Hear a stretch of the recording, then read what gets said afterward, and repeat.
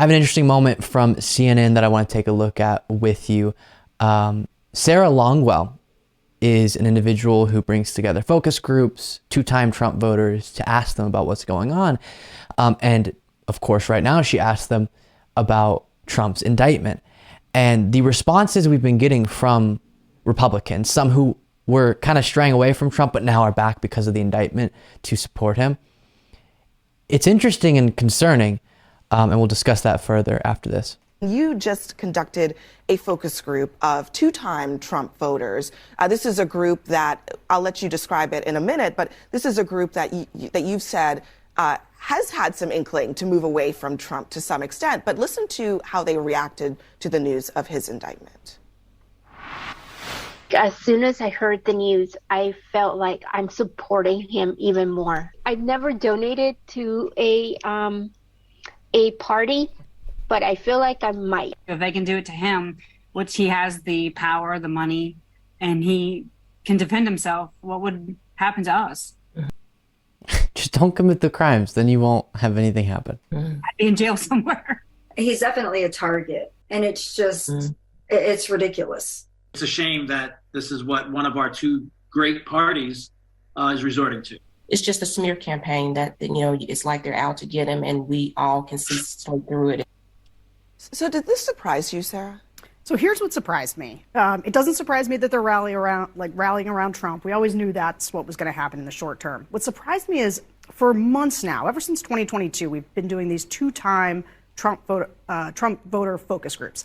And there's a big appetite to move on from Trump in them, particularly to Ron DeSantis. And so I haven't seen a group in which everybody wanted to vote for Trump in 2024 until this group. This is the first group in months and months when you ask them head to head, in 2024, would you rather see Donald Trump be the nominee or Ron DeSantis be the nominee? This is the first group where everybody said Trump, and they were ready to donate to Trump. They were ready to buy the T-shirts with his mugshot on it. Like, they were mad and animated. But you said short term, and I think short term is an important thing to try to get our hands around, because we will see this short term bump for Trump. The question is that short term the length of a GOP primary, or is it 2 weeks? Two interesting points on that. The first, just fascinating to see, especially specific examples of this rallying around Trump that's going on, that, as she noted, isn't surprising. We kind of expected a lot of the Republican base to start supporting him even more if something like this happened, but still notable. And this is just my speculation, but I think the general this will hurt him. Not that this should at all be taken into consideration by those prosecuting him one way or another. Oh, would it help him? Would it hurt? That shouldn't matter at all. But our own analysis is where I'll say, I think the general this hurts him, but in a Republican primary it helps him. But we'll see how it all plays out. The second big important point is this is yet another example of the important thing, hit my mic there, we have to keep in mind when watching Trump hopefully exit the political scene eventually. And people thought maybe that'll happen with DeSantis beating him in a primary. It doesn't look like that's very likely now. But let's say that DeSantis did or was doing well, and we just can't take from that Trumpism is being walked away from, run away from by the Republican base. We can't take the phenomenon of individuals not supporting Trump as much as an example of him, what made him successful, Trumpism, also leaving the Republican Party, because that's not a correct takeaway. And this is a good example of that. Why do so many people in the Republican Party now want to support Trump and think that he's being wronged here?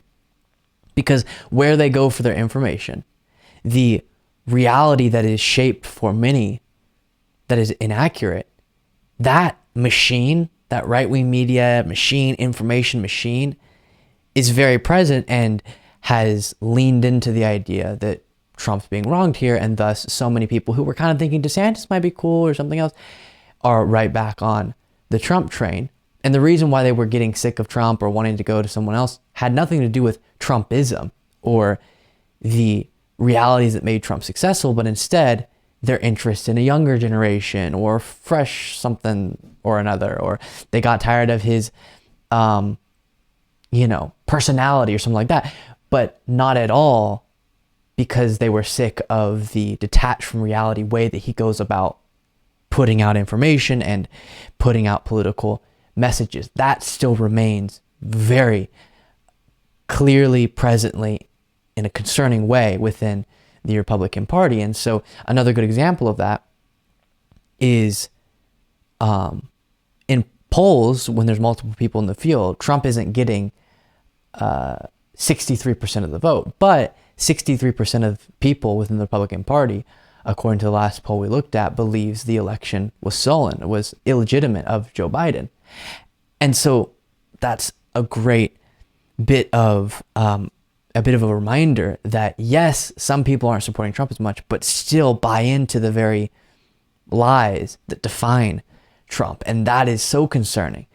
And it's going to be a longer road than I think some expect in getting past the Trumpism era, I guess, even if Trump is not the figure of that for the full extent of that timeline. Last thing we'll touch on is this. While Republican voters are very much on board with Trump and think his indictment was wrong, the general population is not. Here from CNN, 60% of Americans approve of the indictment of former President Donald Trump, according to a new CNN poll conducted by SSRS. So that's good news, holding the correct stance, especially this early in the process. As I continue to say, we don't even know until tomorrow the specifics of the charges, much less all the evidence that's going to be provided, and all of that. So how you could know for sure this is all bogus is very disingenuous. And so, especially at this period in time, we all should wait and see what ends up happening, which it seems like most Americans are doing just that.